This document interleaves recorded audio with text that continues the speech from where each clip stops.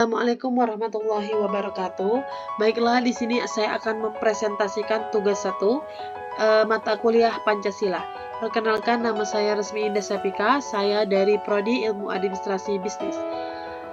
Tema yang saya ambil dari presentasi ini adalah pelajaran dari sejarah Pancasila bagi generasi muda. Apa itu Pancasila? Pancasila adalah dasar negara dan ideologi bangsa Indonesia yang terdiri dari 5 sila.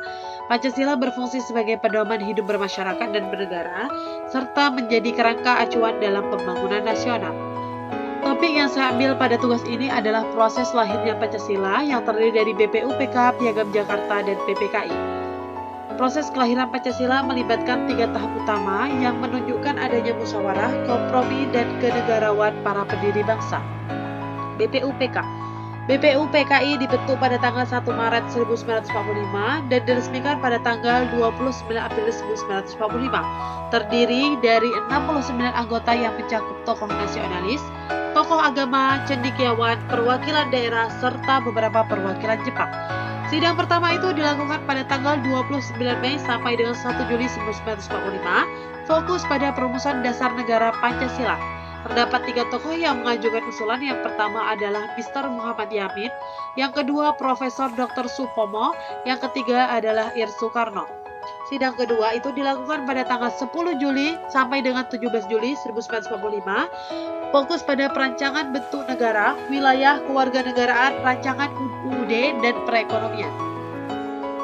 Nilai Pancasila yang tercermin dalam sidang BPUPKI meliputi persatuan Indonesia, kerakyatan, kemajemukan, serta gotong royong dan kerja keras dalam merumuskan dasar negara. Pelajaran yang bisa diambil adalah proses ini mengajarkan pentingnya dialog terbuka dan keberanian intelektual dalam mengemukakan ide-ide besar demi masa depan bangsa. Yang kedua adalah Piagam Jakarta. Setelah sidang pertama, BPUPK dibentuklah panitia kecil yang diketuai oleh Ir Soekarno yang terjadi pada tanggal 22 Juni 1945, bertugas merumuskan pembukaan UUD berdasarkan usulan-usulan yang masuk. Panitia 9 menghasilkan rumusan yang dikenal sebagai Piagam Jakarta. Rumusan ini menjadi cikal bakal pembukaan UUD 1945. Nilai Pancasila yang tercermin dalam Piagam Jakarta adalah 5 sila dasar meskipun dengan susunan dan frasa yang berbeda.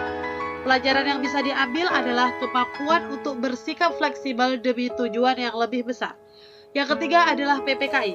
Setelah BPUPK dibubarkan, PPKI dibentuk pada tanggal 7 Agustus 1945, bertugas mempersiapkan kemerdekaan.